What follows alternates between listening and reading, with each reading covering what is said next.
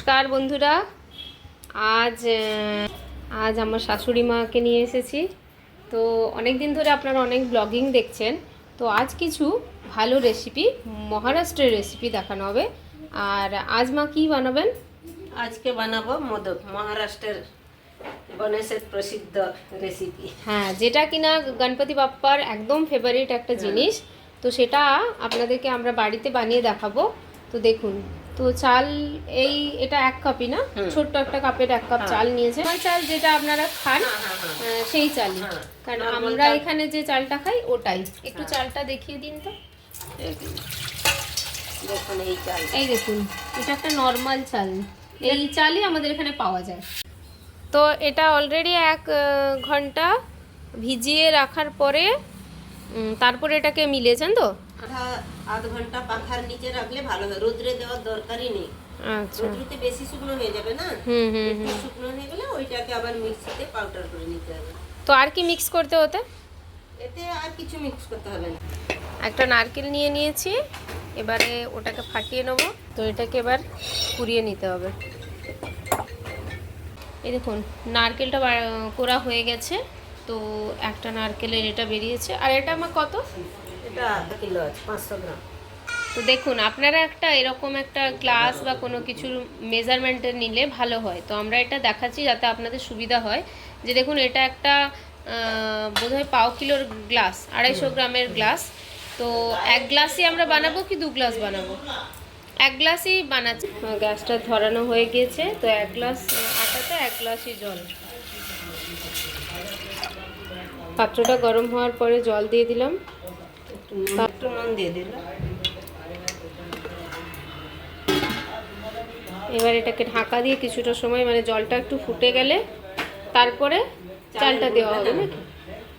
তখন চালের গুঁড়োটা দিয়ে দেবো। দেখেন এই 2 মিনিট জলটা গরম হওয়ার পরে দেখুন ফুটতে শুরু করেছে। এবার 1 গ্লাস আটা এর মধ্যে ঢেলে দিল, চালের মিক্স করে নিয়ে 2 মিনিট এটা ঢাকনা লাগিয়ে রেখে দেবো একটু সময়। চালটা তাহলে ভালোভাবে পেকে যাবে, কাঁচা থাকবে না, ফাটার কিছু কারণ আসবে না। একটু স্লো গ্যাসে রাখতে হবে। এইবার এটাকে ঢাকা দিয়ে স্লো আছে 2 মিনিট রেখে দিলাম। একদম পিওর দেশি ঘি, এটা আমাদের গ্রাম থেকে আনা হয়েছে। সেই ঘিটা একটু দিয়ে দিয়েছে মা। তারপর গোটা পোস্ত আর একটু বাদাম আছে, কাজু আছে, ড্রাই ফ্রুট যা কিছু দিতে পারে আপনার যেমন আছে ড্রাই ফ্রুটস দেওয়ার ইচ্ছে, বা আপনার বাড়িতে যেটা অ্যাভেলেবেল আছে সেটা দিতে পারেন ড্রাই ফ্রুটস। তো এগুলোকে একটু হালকা ভেজে নেবেন।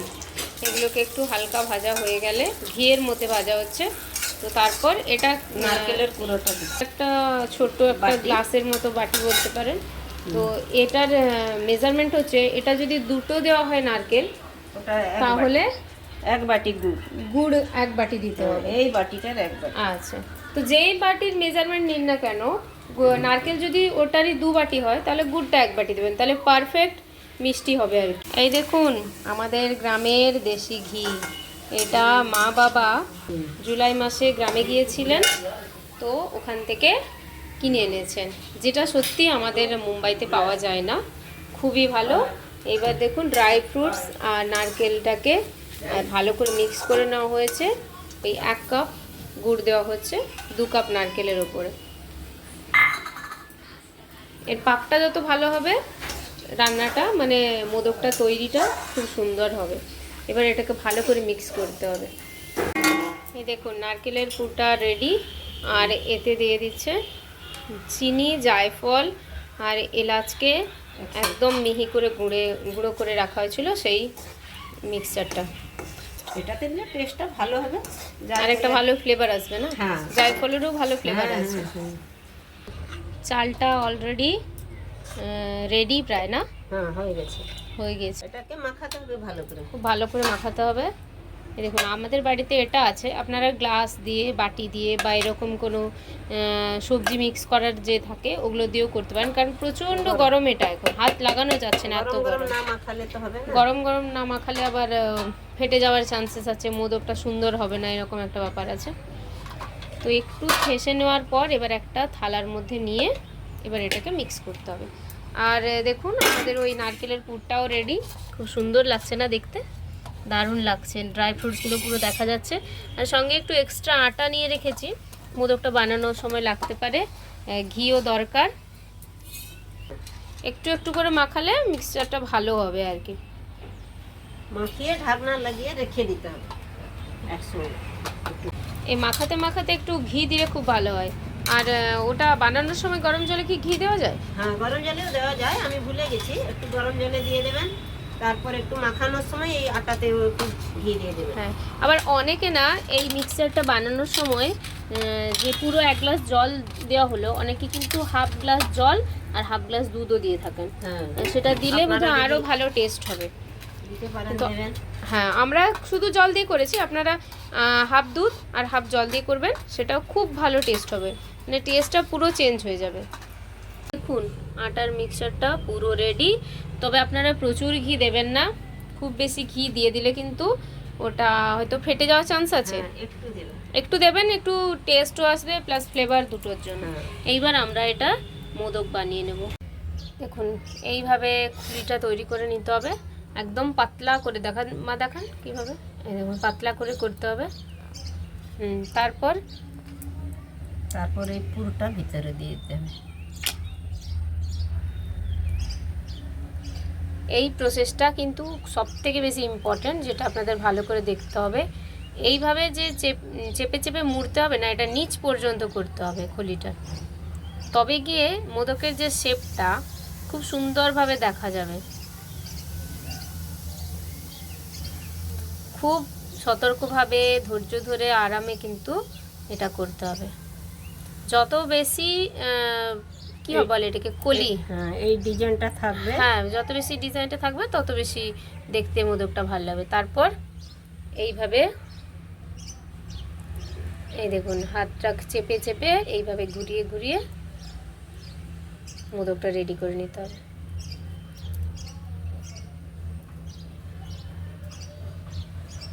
বাপ্পার জন্য 11টা না হয় 21টা মোদক লাগে, তো আমাদের অলরেডি প্রায় 10টা মোদক রেডি। এই দেখুন মোদকের শেপটা আপনারা খুব ভালোভাবে বুঝতে পারবেন যে কিভাবে এটাকে মুড়ে মুড়ে রেডি করা হয়েছে।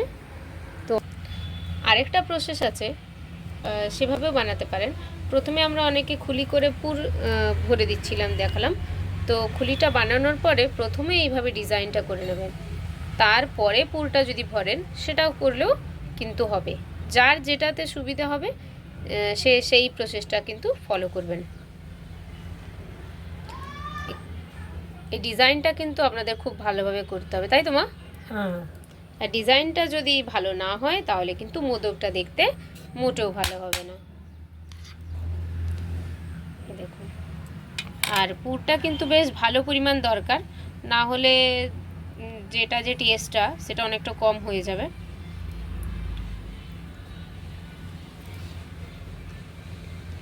এইবার প্রসেসটা সেম, যেভাবে হাত দিয়ে চেপে চেপে ঘুরিয়ে ঘুরিয়ে করতে হয়, দেখুন ঠিক সেইভাবে হয়ে গেল মোদকটা রেডি।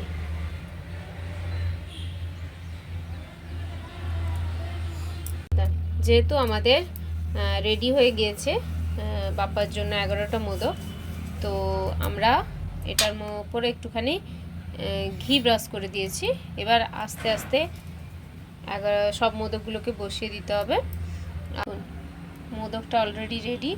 এইবার কি করবেন, কেশরের একটা একটা পাপড়ি, একটা দুটো করে পাপড়ি ওর ওপর বসিয়ে দেবেন।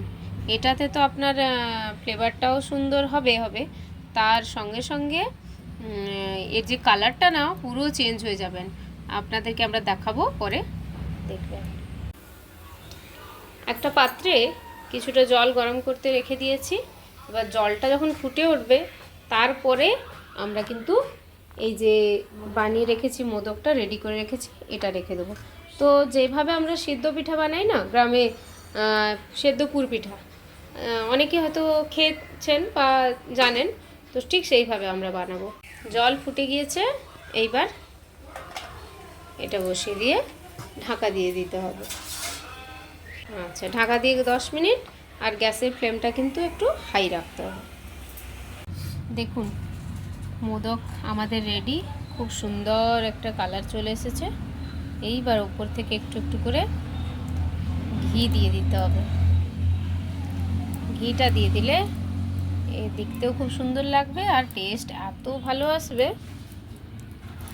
এই দেখুন মোদকটা দেখেছেন তো, এর মধ্যে যে নারকেল আছে, নারকেলটাকে মারাঠিতে কি বলে? খোবরা। আর পোস্তকে খসখস। খসখস। তো যে যে ইনগ্রেডিয়েন্টসগুলো ইউজ করেছি, তো ওরা না আমন্ডকে বাদামি বলে এখানে, তাই না? বাদাম। তো যেগুলো আমরা ইউজ করেছি সেই হিসাবে চালের আটাকে চালের পিঠ বলে। চালের পিঠ। এই চ্যানেলটাতে আপনারা যেমন আমাদের ব্লগিং দেখছেন বা খাওয়ার দেখছেন, তার সঙ্গে সঙ্গে কিন্তু একটু একটু আমরা লেসনও দিচ্ছি, মানে মারাঠি আর বাংলা ভাষার যে তারতম্যগুলো সেগুলো দিচ্ছি। তো আমরা বাপ্পার কে ভোগ দেখাই আর একটু বাপ্পার কাছে প্রার্থনা করি। তো আপনারাও করুন, আর আপনারা কেমন হলো মোদকটা বানিয়ে একবার দেখুন এবং আমাদেরকে কমেন্ট করে, হ্যাঁ কমেন্ট করে জানান। চ্যানেলটিকে সাবস্ক্রাইব করুন, সাথে থাকুন।